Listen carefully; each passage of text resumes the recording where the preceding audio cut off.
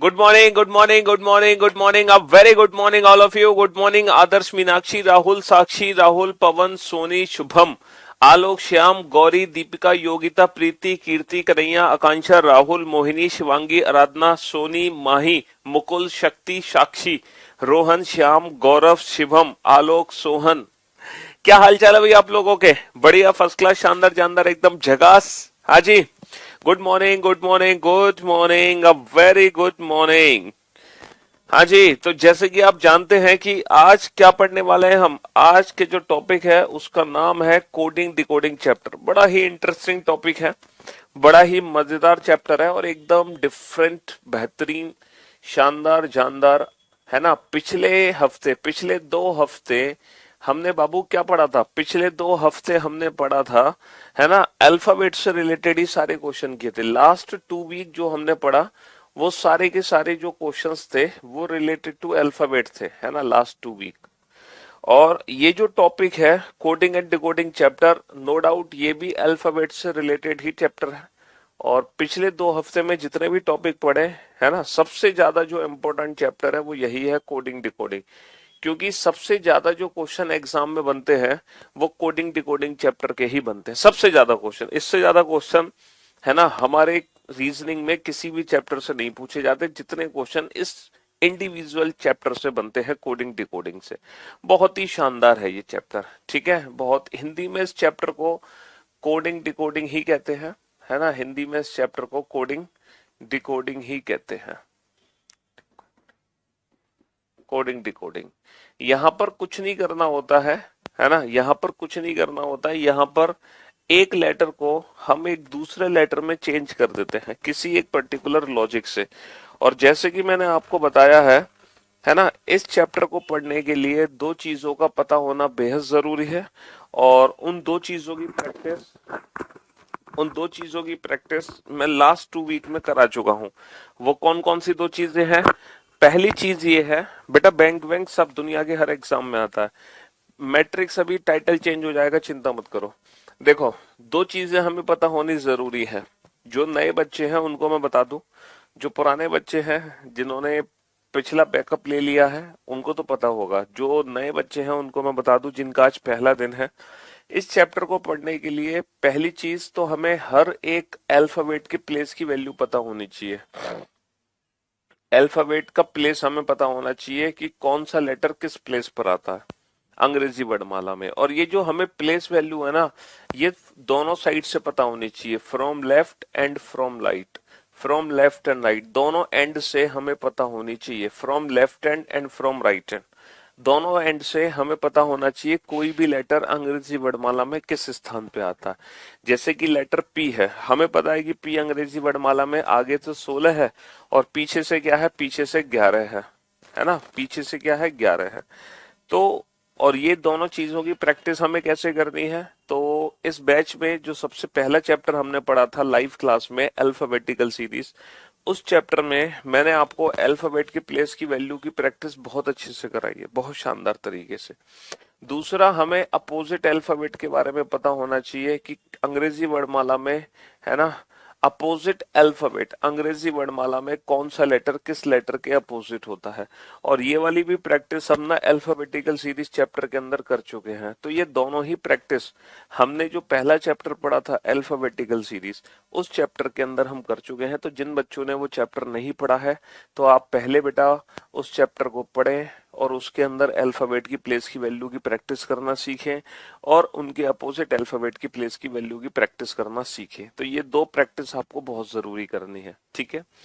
चलिए, अगर मैं बात करूं इस चैप्टर की, कोडिंग डिकोडिंग चैप्टर की, तो इस चैप्टर में ना 3 टाइप से कोडिंग बनती है। टोटल 3 टाइप्स है इस चैप्टर के अंदर। जो पहली टाइप है हमारी, है ना, वो है letter coding. Letter coding, letter coding से आप समझ ही रहे होंगे, जब हम एक लेटर को दूसरे लेटर में बदल देते हैं। दूसरी जो टाइप है वो है नंबर कोडिंग। नंबर कोडिंग का मतलब आप समझ रहे होंगे, हम एक लेटर को एक नंबर में बदल देते हैं। तीसरा है बेटा मिक्स्ड कोडिंग। यहाँ पर हम पूरे के पूरे वर्ड को चेंज करते हैं एक दूसरे वर्ड में। तो इस चैप्टर के अंदर 3 कोडिंग हमें पढ़नी है, लेटर कोडिंग, नंबर कोडिंग और मिक्स्ड कोडिंग। लेटर कोडिंग को पढ़ने में हमें 2 लेक्चर की जरूरत है, ठीक है जी। और नंबर कोडिंग को पढ़ने के लिए हमें एक लेक्चर की जरूरत है और मिक्स्ड कोडिंग को पढ़ने के लिए हमें 2 लेक्चर की जरूरत है। तो मिनिमम 5 लेक्चर इस चैप्टर के अंदर होंगे, 5 लेक्चर्स, ठीक है। तो सबसे पहले हम स्टार्ट करने जा रहे हैं लेटर कोडिंग।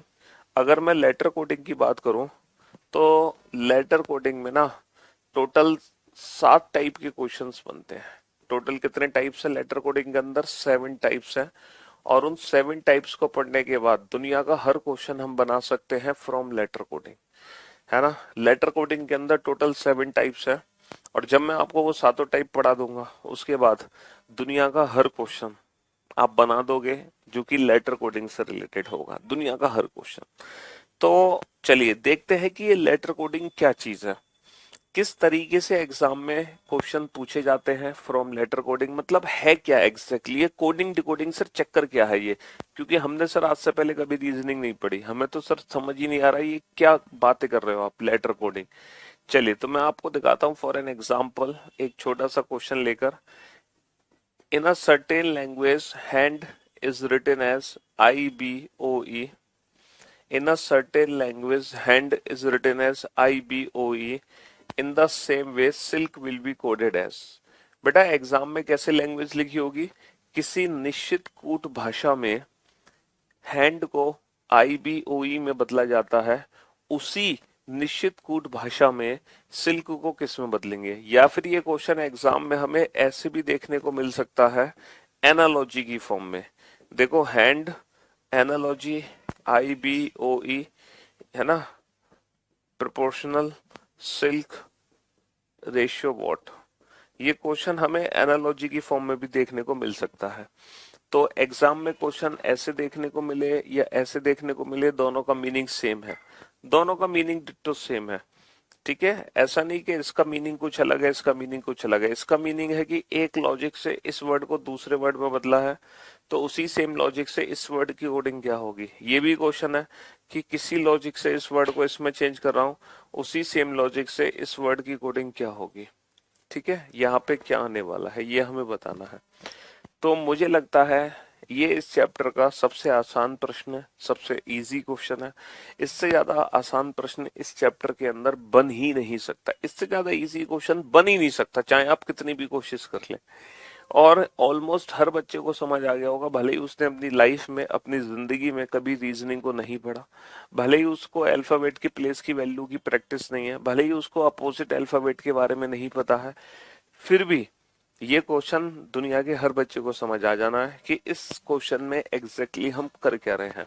सर इस क्वेश्चन में कुछ नहीं कर रहे हैं हम, बड़ा आसान सा काम कर रहे हैं सर। हर एक लेटर में ना +1 कर दे रहे हैं, जैसे H+1 हमने कर दिया I, है ना, H+1 कर दिया I, हमने A+1 कर दिया B, हमने N+1 कर दिया O, हमने D+1 कर दिया E। तो हमने कुछ नहीं करना है सर, हर एक लेटर में +1 कर देना है। यही लॉजिकल सीक्वेंस है जो हमें आइडेंटिफाई करना था। तो इस क्वेश्चन में किस लॉजिक का यूज किया गया है? इस क्वेश्चन में जो लॉजिक अप्लाई हो रहा है वो है +1, और हर लेटर में +1 कर देना है। तो बस यही लॉजिक हमें पकड़ना था, ये लॉजिक हमने पकड़ लिया। +1 का मतलब होता है बाबू नेक्स्ट लेटर, S+1 क्या होगा T, I+1 क्या होगा J, L+1 क्या होगा M, और K+1 क्या होगा L। और TJML हमारे क्वेश्चन का आंसर आ गया। हर एक लेटर में +1 कर दो, बात खत्म। सर जैसे आपने हर एक लेटर में +1 किया, क्या जरूरी है एग्जाम में +1 ही होगा? नहीं, +2 भी हो सकता है, +3 भी हो सकता है, +4 भी हो सकता है, +5 भी हो सकता है, +6 भी हो सकता है, +7 भी हो सकता है, -1 भी हो सकता है, -2 भी हो सकता है, -3 भी हो सकता है, और ये भी हो सकता है प्लस माइनस का कॉम्बिनेशन हो, जैसे पहले प्लस फिर माइनस फिर प्लस फिर माइनस फिर प्लस। लेकिन जो भी कुछ होगा ना एक लॉजिकल ऑर्डर में होगा, एक लॉजिकल सीक्वेंस में होगा। किसमें होगा? एक लॉजिकल ऑर्डर, एक लॉजिकल सीक्वेंस होगा। जो भी कुछ होगा बाबू, जो भी कुछ होगा एक लॉजिकल सीक्वेंस या फिर ऑर्डर होगा, एक लॉजिकल सीक्वेंस या फिर एक ऑर्डर होगा। लॉजिकल का मतलब तार्किक, तार्किक क्रम। एक तार्किक क्रम हमें देखने को मिलेगा एग्जाम में। क्या देखने को मिलेगा? एक तार्किक क्रम देखने को मिलेगा हमें, एक लॉजिकल सीक्वेंस या ऑर्डर हमें देखने को मिलेगा, एक तार्किक क्रम हमें देखने को मिलेगा। सर समझे नहीं सर, लॉजिकल ऑर्डर का मतलब क्या है, तार्किक क्रम का मतलब क्या है? देखो मैं आपको समझाता हूँ इसका मतलब क्या है। जैसे कि एक वर्ड है प्ले, है ना, प्ले वर्ड है प्ले। प्ले वर्ड को मैंने चेंज किया ZBMQ में, ठीक है। प्ले वर्ड को मैंने चेंज किया ZBMQ में, तो बताओ गेम की कोडिंग क्या होगी? गेम की कोडिंग क्या होगी? गेम वर्ड को किस वर्ड में हम चेंज करेंगे? जैसे कि ये क्वेश्चन आपके सामने है। अब अगर आप इस क्वेश्चन में पहले वाले क्वेश्चन की ट्रिक अप्लाई करो, पहले वाले क्वेश्चन की ट्रिक है, पहला लेटर पहले में, दूसरा दूसरे में, तीसरा तीसरे में, चौथा चौथे में। अगर आप ऐसा करते हो तो आपको पता है कि इन लेटर्स की जो प्लेस वैल्यू है, ठीक है, देखो लेटर्स की प्लेस वैल्यू पता होना इसलिए जरूरी है ताकि लॉजिक हम जल्दी से आइडेंटिफाई कर सकें। अब अगर मान लो पहला लेटर में पहले लेटर में चेंज कर दूं तो बेटा 16 से 26 बनेगा प्लस 10 करके, क्या करके? प्लस 10 करके। अच्छा 12 से 2 बनेगा सर माइनस का 10 करके, माइनस का 10 करके, है ना। 1 से 13 बनेगा सर प्लस का 12 करके, प्लस का 12 करके। और 25 से 17 बनेगा, 25 से 17 बनेगा सर माइनस का 8 करके। तो मुझे एक बात बताओ, is it a logical sequence? क्या ये एक लॉजिकल ऑर्डर है? क्या ये एक तार्किक क्रम है? Plus 10 minus 10 plus 12 minus 8। क्या यही लॉजिक मैं यहाँ पे लगा दूं? Plus 10 minus 10 plus 12 minus 8। अगर ये लॉजिक आप यहाँ पे लगाओगे ना, तो जो आंसर आपका निकलेगा ना वो ऑप्शन एग्जाम में प्रेजेंट ही नहीं होगा।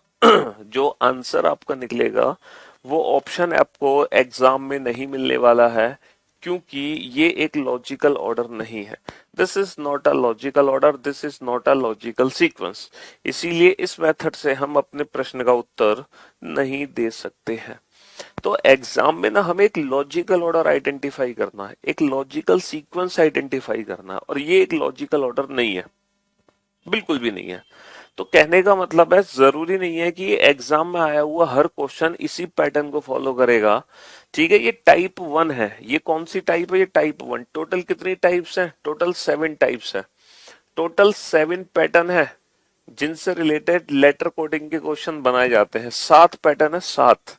ये सबसे पहला पैटर्न है, और जरूरी नहीं कि एग्जाम में लेटर कोडिंग का हर क्वेश्चन इसी पैटर्न को फॉलो करे, वो किसी दूसरे पैटर्न को फॉलो कर सकता है, जैसे कि इस क्वेश्चन में है।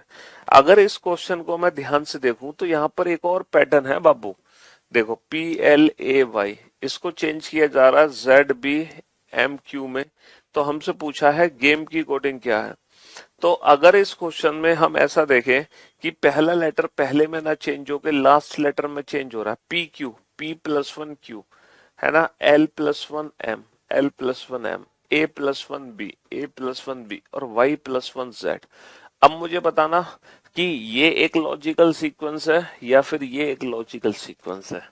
तो यहाँ पे जो लॉजिकल सीक्वेंस है ना, यहाँ पे जो लॉजिकल सीक्वेंस है बेटा वो ये वाला लॉजिकल सीक्वेंस है, ना कि ये। तो इस क्वेश्चन का आंसर देने के लिए हमें हर एक लेटर में +1 करना पड़ेगा, लेकिन फॉरवर्ड नहीं, रिवर्स पैटर्न में। तो लेटर कोडिंग में इस प्रकार टोटल 7 पैटर्न हमें सीखने हैं, और जब हम सातों पैटर्न को सीख लेंगे फिर दुनिया का हर क्वेश्चन चुटकी बजाते ही सॉल्व। तो मैंने पहला पैटर्न आपको दिखाया, फॉरवर्ड पैटर्न।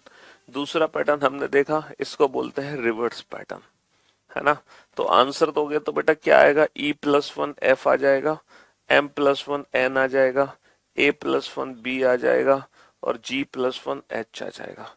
तो ये हमारे क्वेश्चन का आंसर आ जाएगा FNBH, FNBH, ठीक है जी। तो यहाँ पे जो लॉजिकल ऑर्डर है वो है +1 +1 +1 +1, है ना। यहाँ पे जो लॉजिकल ऑर्डर था वो भी +1 +1 +1 +1। फर्क सिर्फ इतना है कि ये फॉरवर्ड पैटर्न है और ये हमारा रिवर्स पैटर्न है।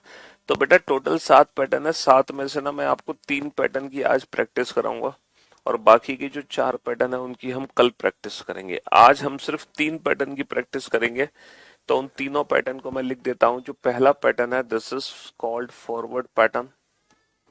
फॉरवर्ड पैटर्न, फॉरवर्ड यानी कि सीधा, सीधा पैटर्न। इसमें क्या होता है, जैसे कि किसी पर्टिकुलर वर्ड में 5 लेटर है, इसको दूसरे वर्ड में चेंज किया, उसमें भी 5 लेटर है। तो फॉरवर्ड पैटर्न क्या कहता है, फॉरवर्ड पैटर्न कहता है पहला लेटर पहले में चेंज कर दो, दूसरा दूसरे में, तीसरा तीसरे में, चौथा चौथे में, पांचवा पांचवे में। फॉरवर्ड पैटर्न कहता है पहला पहले में चेंज कर दो, दूसरा दूसरे में चेंज कर दो, तीसरा तीसरे में चेंज करो, चौथा चौथे में, पांचवा पांचवे में। और यहाँ पे वही है, +1 +2 +3, -1 -2 -3, या फिर इनका कॉम्बिनेशन भी हम कर सकते हैं। तो सबसे पहले हमें ये वाला पैटर्न चेक करना है। दूसरा जो पैटर्न है वो है रिवर्स पैटर्न, है ना। रिवर्स पैटर्न को हम लिख सकते हैं उल्टा, ठीक है, उल्टा। इसमें क्या होता है, जैसे किसी पर्टिकुलर वर्ड में 5 लेटर है, इसको दूसरे किसी वर्ड में बदलना, उसमें भी 5 लेटर है।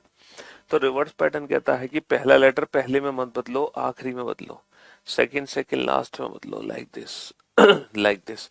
और यहाँ भी हम कर सकते हैं +1 +2 +3, है ना, या -1 -2 -3, या फिर इनका कॉम्बिनेशन।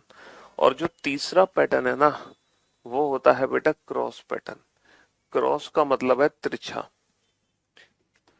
तिरछा, ठीक है। यहाँ पर क्या चलता है, जैसे मान लो किसी पर्टिकुलर वर्ड में 5 लेटर है, सॉरी 6 लेटर है, 6 लेटर है, इसको दूसरे 6 लेटर वाले वर्ड में चेंज करना है।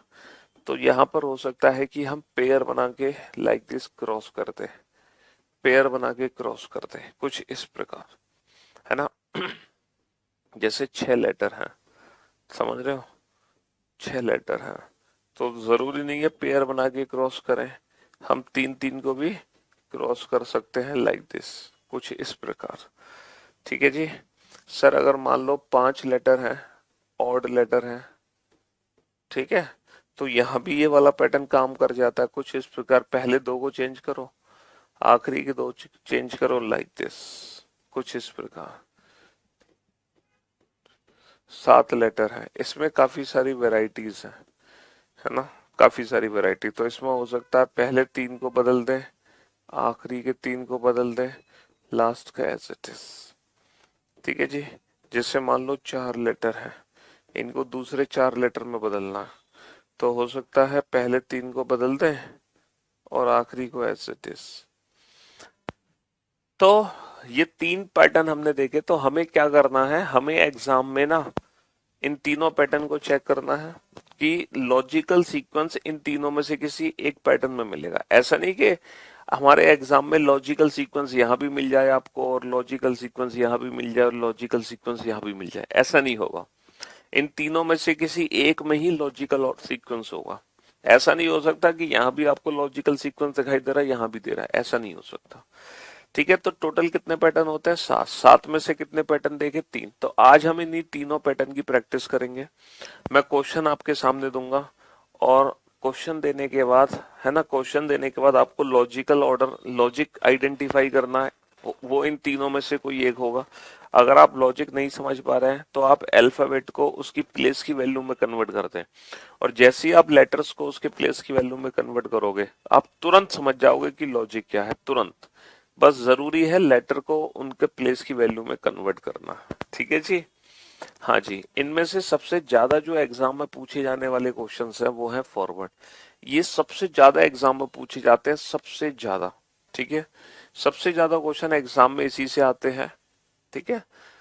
मतलब ये हमारे लिए मोस्ट इम्पोर्टेंट समझ लो, और मतलब सबसे ज्यादा क्वेश्चन इसी से आते हैं।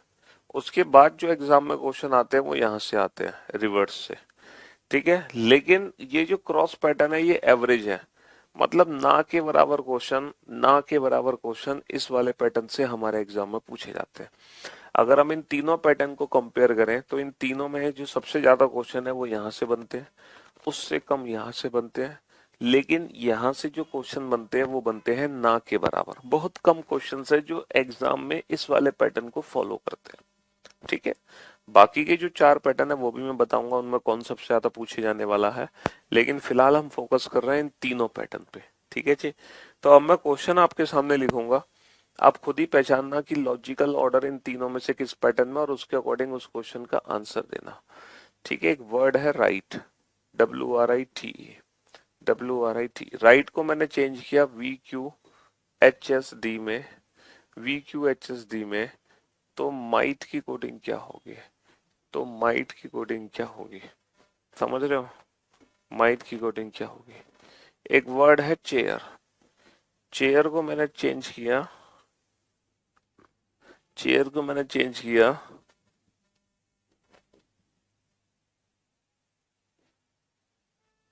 EJCKT में, तो टेबल की कोडिंग क्या होगी? तो टेबल की कोडिंग क्या होगी? माइट की कोडिंग क्या होगी? हाँ जी। देखो फॉरवर्ड जब पैटर्न होता है ना, तो हो सकता है आपको लेटर्स को उसकी प्लेस की वैल्यू में लिखने की जरूरत ना पड़े, लेकिन अगर फॉरवर्ड पैटर्न के अलावा कोई भी पैटर्न होगा तो बेटा आपको लेटर्स को उसकी प्लेस की वैल्यू में लिखना ही पड़ेगा। फॉरवर्ड पैटर्न के अलावा अगर कोई भी पैटर्न होगा तो हमें लेटर्स को उसकी प्लेस की वैल्यू में लिखना ही पड़ेगा।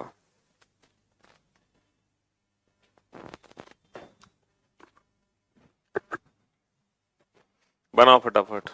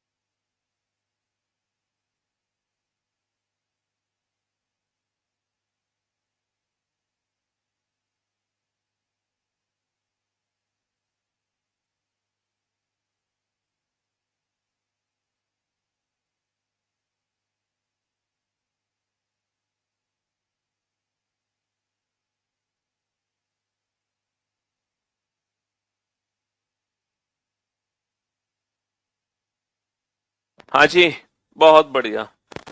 बहुत सारे बच्चों का आंसर आ भी गया, वेल डन। तो अगर मैं फर्स्ट क्वेश्चन पे ध्यान दूं, तो बाबू इस क्वेश्चन में कुछ नहीं करना। पहला लेटर पहले में चेंज हुआ है, दूसरा दूसरे में, तीसरा तीसरे में, चौथा चौथे में और पांचवा पांचवे में। समझ रहे हो? -1 हर एक लेटर में क्या करा है? हर एक लेटर में हमने -1 करना है। तो फॉरवर्ड पैटर्न यहाँ पे मिल गया, हर एक लेटर में हमें -1 करना है, हर एक लेटर में हमें -1 करना है, वो भी as it is. M-1 L आ गया, H-1 है ना, I-1 H आ जाएगा, G-1 F आ जाएगा, H-1 क्या आ गया? G आ गया, और T-1 L आ गया, S आ गया। LHFGS is the right answer. हमें अल्फाबेट की प्लेस की वैल्यू नहीं लिखना पड़ा। फॉरवर्ड पैटर्न में हालांकि जरूरत नहीं पड़ती है ना? सर ये भी फॉरवर्ड पैटर्न है, CDE। अगर 1 लेटर का गैप आ रहा है ना, इसका मतलब +2 है। HIJ 1 लेटर का गैप यानी कि +2 है। बेटा +1 होता है नेक्स्ट लेटर, अगला ही लेटर, जैसे DE है ना, ABC +2 है, IJK +2 है, RST +2 है। तो आंसर देने के लिए हर एक लेटर में हम क्या कर देंगे? हर लेटर में हम +2 कर देंगे। 1 लेटर का gap, TUV, ABC, BCD, LMN और EFG, VCD, NG, VCD, NG। इसमें भी फॉरवर्ड पैटर्न में लॉजिकल सीक्वेंस है, यहाँ भी फॉरवर्ड पैटर्न में ही लॉजिकल सीक्वेंस है। दोनों में फॉरवर्ड पैटर्न में ही लॉजिकल सीक्वेंस है। मैंगो, मैंगो MANGO, मैंगो को चेंज किया हमने। अच्छा आप लोगों को एक चीज पता होगी ना, अल्फाबेटिकल सीरीज में हमने एक चीज सीखी थी, प्लस और माइनस करना। याद है आपको प्लस माइनस करने का तरीका क्या था? अगर नेगेटिव और मोर देन 26 है तो, जैसे कि अगर जे में +5 करना है तो इसकी वैल्यू क्या बनेगी? 10 और 5, 10 और 5 15, 15, 15वां अक्षर क्या होता है अंग्रेजी वर्णमाला का? ओ। लेकिन अगर y में +5 करना है या w में +5 करना है तो इसकी वैल्यू क्या बनेगी बाबू? 23 और 5 28, और अंग्रेजी वर्णमाला का 28वां अक्षर कौन सा होता है? ये अल्फाबेटिकल सीरीज चैप्टर में मैं आपको सिखा चुका हूँ। 28 का मतलब ये 26 से 2 ज्यादा है, तो ये अंग्रेजी वर्णमाला का दूसरा अक्षर है। ये 26 से कितना ज्यादा है? ये 26 से 2, तो ये अंग्रेजी वर्णमाला का दूसरा अक्षर है। ये चीज हम ऑलरेडी सिखा चुके हैं। अगर मैं जे में -5 करूं तो बेटा 10 माइनस का 5 5 होगा, 10 माइनस का 5 5 होगा, और पांचवा अक्षर होता है ई। लेकिन अगर बेटा मैं बी में -5 करूं तब मेरा आंसर क्या आएगा? तो सर दो, 2 माइनस का 5, 2 माइनस का 5 होता है -3, और -3 का मतलब क्या होता है ये बात हम बहुत अच्छे से जानते हैं सर। 26 - 3, 26 की साइकिल है, 26 से कितना ज्यादा, 26 से कितना पीछे, 26 - 3 23, 23 यानी कि डब्लू, 23 यानी कि 23 यानी कि डब्ल्यू, है ना। ये दो चीजें मैं आपको सिखा चुका हूँ। किसमें? अल्फाबेटिकल सीरीज चैप्टर में, जो कोडिंग डिकोडिंग चैप्टर में काम आएंगी हमारी ये दोनों चीजें। ठीक है।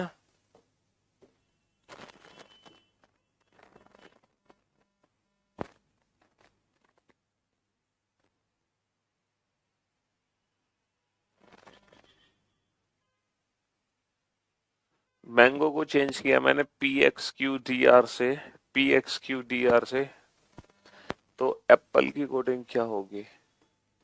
तो एप्पल की कोडिंग क्या होगी? एप्पल की कोडिंग क्या होगी ये बताओ। श्याम को मैंने कोड किया JXVEP से, तो बताओ पिंकू की कोडिंग क्या होगी? पिंकू की कोडिंग क्या होगी? बनाओ फटाफट से, जल्दी से बनाओ। हाँ जी।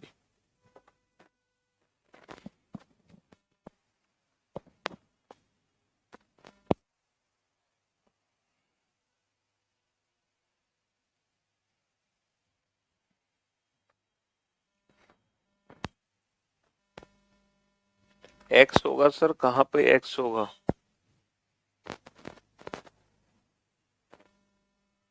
एक्स कहाँ होगा भाई? 5, 2 माइनस का 5 -3, 26 -3 23, 23वां अक्षर तो डब्ल्यू होता है, 23वां अक्षर तो डब्ल्यू होता है। एक्स कहाँ कह रहे हो तुम बेटा? सही लिखा है वो हमने जो भी लिखा है।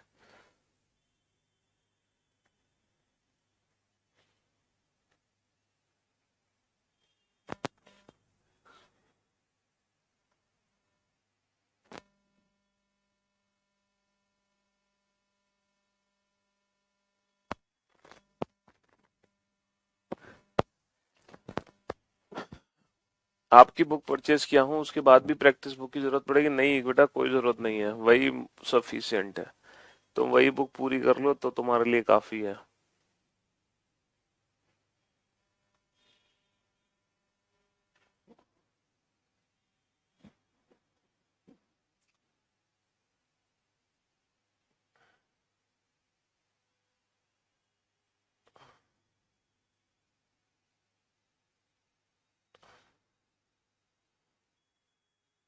हाँ जी।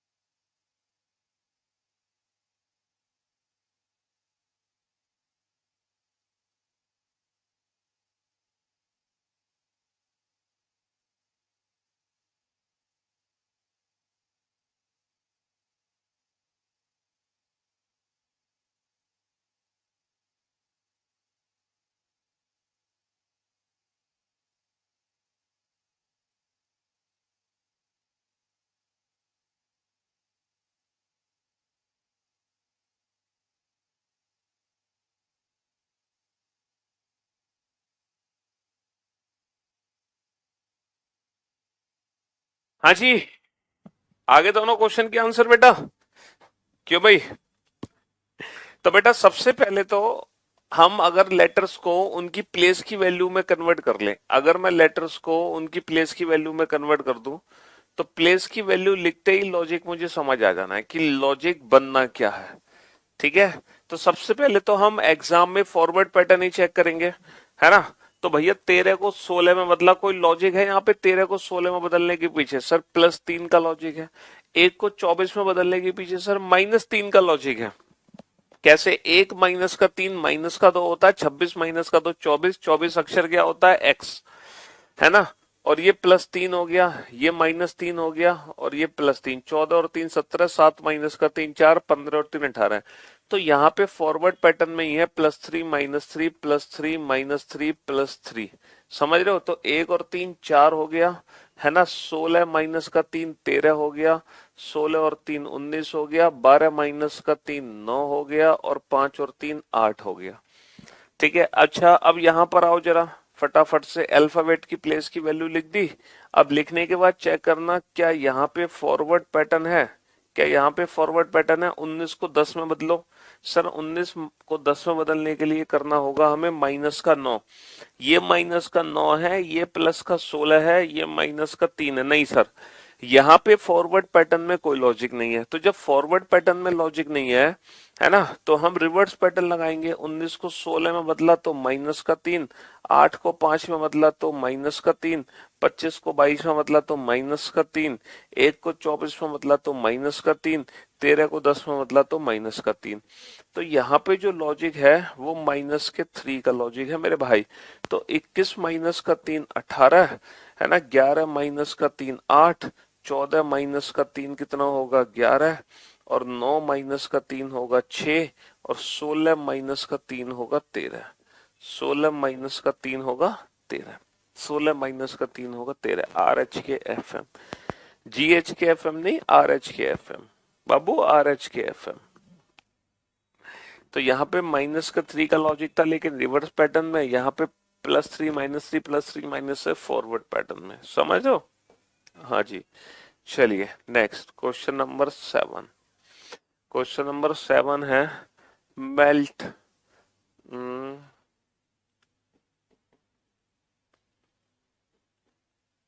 मीन्स को कोड किया है, मीन्स को कोड किया है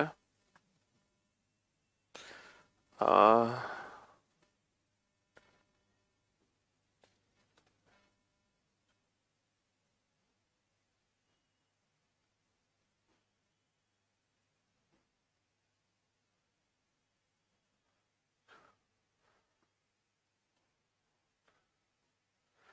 ठीक है।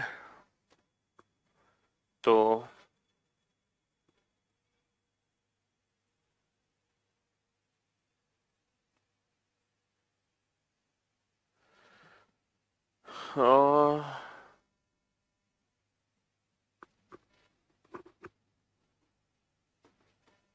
ट्रंक को किस में कोड करेंगे? ठीक है, ट्रंक को किस में कोड करेंगे? चलिए साहब, नेक्स्ट, नेक्स्ट वर्ड है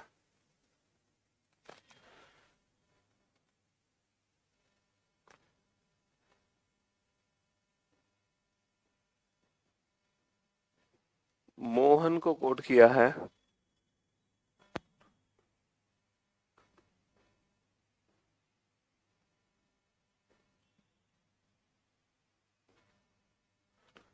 LCFQK में।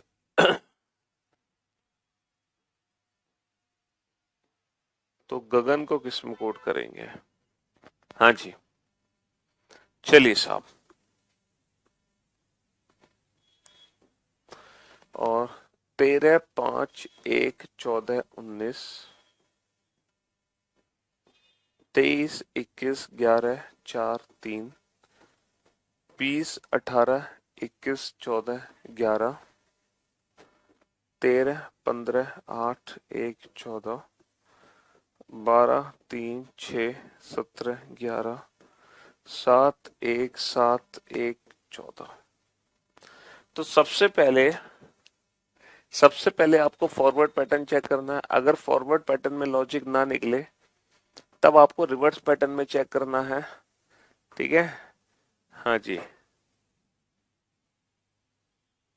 बाइलिंगुअल बुक नहीं है भाई साहब।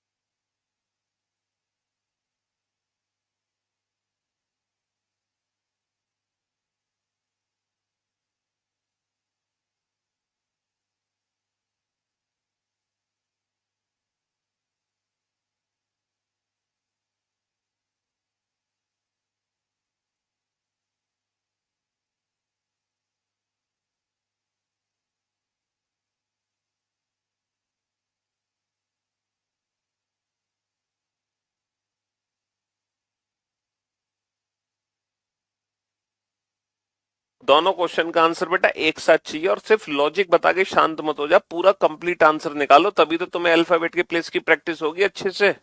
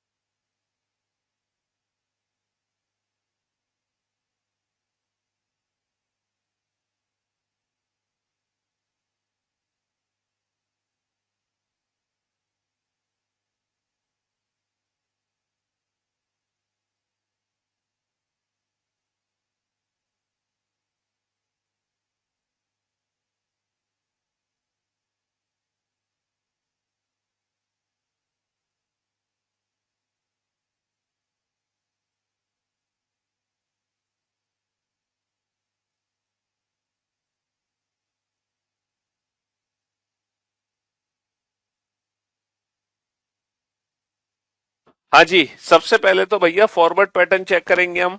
ठीक है, 13 को 23 में मतलब 5 को 21 में, 1 को 11 में। क्या आपको फॉरवर्ड पैटर्न समझ आया?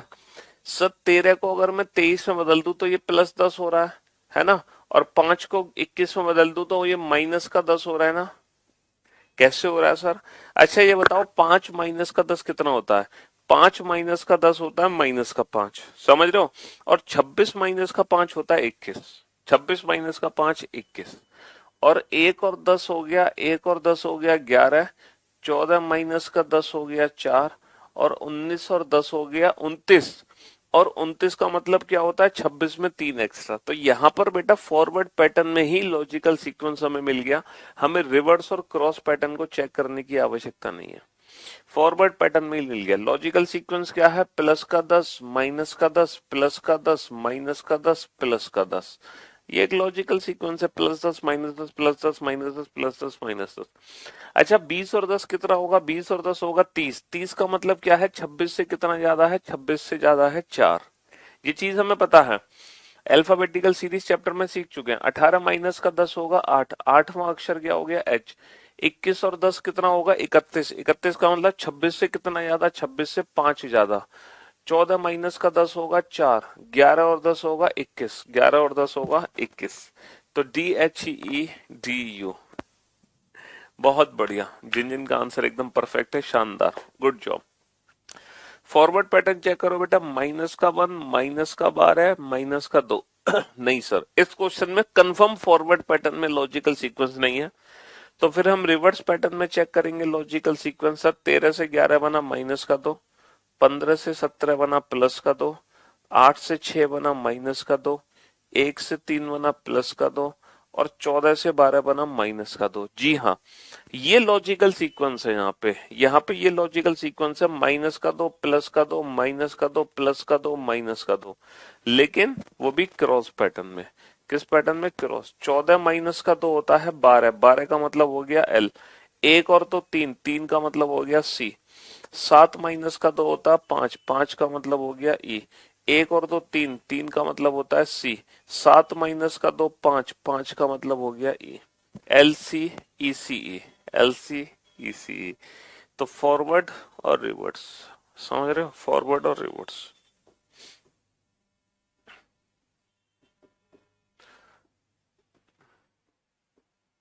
प्रमोद को मैंने चेंज किया, प्रमोद को मैंने चेंज किया SODJRA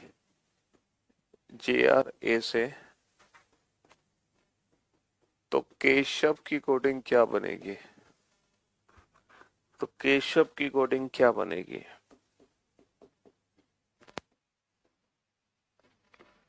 डांसर को मैंने चेंज किया DGEPSF से, तो पब्लिक की कोडिंग क्या बनेगी, तो पब्लिक की कोडिंग क्या बनेगी। 16 18 1 13 15 4 19 15 4 10 18 1 11 5 19 8 1 22, है ना। 4 1 14 3 5 18 4 7 5 16 19 6, 16 21 2 12 9 3, बनाओ। एस एंड सी के गैप -10 होगा, एस एंड सी -10 होगा, मतलब कहाँ पे बेटा, +10 -10 +10 -10 +10, 19 और 10 29, 29 का मतलब 26 से 3 ज्यादा, तो सी आ गया ना बेटा, एस से सी +10 हो गया ना, है ना। एस से सी बेटा +10 हुआ है, माइनस का 10 नहीं हुआ, +10 हुआ है, प्लस का 10 हुआ है, प्लस का 10, माइनस का 3 नहीं है बाबू। +10 -10 +10 -10 +10, वो वाला लॉजिक था उसमें, क्वेश्चन नंबर 7 में। +10 -10 +10 -10 +10, ठीक है बेटा। ये जो तुम कह रहे हो ना, -1 -17 -2 -17, ये कोई लॉजिकल सीक्वेंस नहीं है, और -3 ये लॉजिक नहीं बन रहा होगा, तुम जिस तरीके से तुमने बना दिया परफेक्ट तरीके से। हम्म।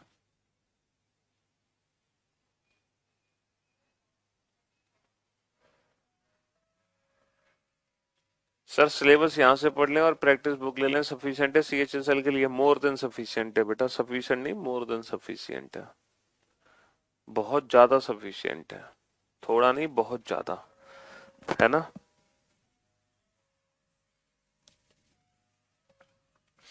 सबसे पहले फॉरवर्ड पैटर्न चेक करो बाबू, फॉरवर्ड ना लगे तो रिवर्स चेक करो, रिवर्स ना लगे तो क्रॉस चेक करो। समझ रहे हो? लेकिन आंसर आना चाहिए आप लोगों का। और जिन बच्चों ने अभी तक अल्फाबेट और उनके अपोजिट अल्फाबेट की प्लेस की प्रैक्टिस नहीं की है, प्लीज बेटा वो अल्फाबेट और उनके अपोजिट अल्फाबेट की प्लेस की प्रैक्टिस जरूर कर लें, है ना? हाँ जी, जरूर कर लें।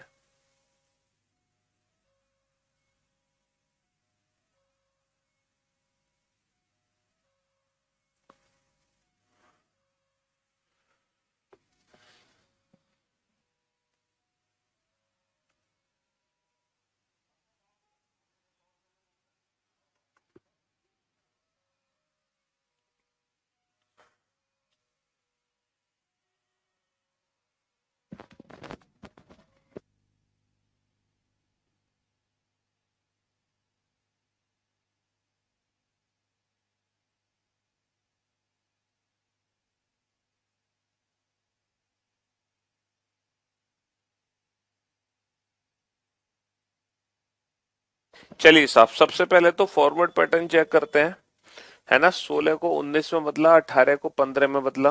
तो 16 को 19, 18 को 15, कोई लॉजिक है?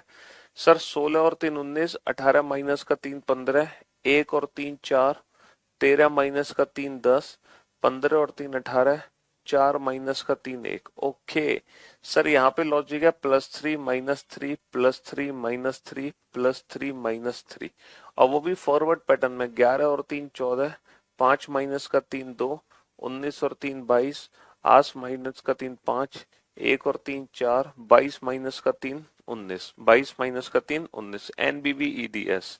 सर यहाँ पे फॉरवर्ड पैटर्न तो नहीं है सर, यहाँ पे 4 कुछ है, 1 को 19। सर यहाँ पे ना फॉरवर्ड पैटर्न है ना रिवर्स पैटर्न है, इस क्वेश्चन में ना फॉरवर्ड पैटर्न है ना रिवर्स पैटर्न है। तो हमने क्रॉस पैटर्न लगाया, 4 और 3 7, 1 और 3 4, ना फॉरवर्ड ना रिवर्स। 14 और 2 16, 3 और 2 5, 5 और 1 6, 18 और 1 19। सर यहाँ पे +3 +3 +2 +2 +1 +1, यहाँ पे क्रॉस पैटर्न है बाबू। 21 और 3 24, 24 का मतलब x, 16 और 3 19, 19 का मतलब s, 12 और 2 14, 14 का मतलब n, 2 और 2 4, 4 का मतलब d, 3 और 1 4, है ना? और 9 और 1 10, है ना? 9 और 1 10। तो हमने भाई साहब 10 क्वेश्चन देखे और हमने फॉरवर्ड रिवर्स को समझा, फॉरवर्ड रिवर्स क्रॉस। मुझे ऐसा लग रहा है, ठीक है, आप लोगों की स्पीड देखते हुए, कि थोड़ा आपको आज और प्रैक्टिस की जरूरत है, अल्फाबेट और उसके अपोजिट अल्फाबेट की प्लेस की प्रैक्टिस की। तो मैं फॉरवर्ड रिवर्स क्रॉस पैटर्न को आज खत्म नहीं कर रहा। हालांकि अगर मैं 10 मिनट और लूं तो फॉरवर्ड रिवर्स क्रॉस को मैं खत्म कर दूं, लेकिन मैं नहीं चाह रहा। मैं कल दोबारा से इन्हीं तीनों पैटर्न की फिर से प्रैक्टिस कराऊंगा, है ना? जो बाकी के 4 पैटर्न है वो मैं कल स्टार्ट नहीं करूंगा, वो परसों स्टार्ट करूंगा। तो मुझे ऐसा लग रहा है कि दोबारा हमें इन्हीं तीनों पैटर्न की प्रैक्टिस की जरूरत है। तो कल बेटा तैयार रहें आंसर देने के लिए। कल हम और नए क्वेश्चंस के साथ मिलेंगे और इन्हीं तीनों पैटर्न की दोबारा से कल प्रैक्टिस करेंगे, ठीक है? आज के लिए सिर्फ इतना ही रखते हैं हम, ठीक है?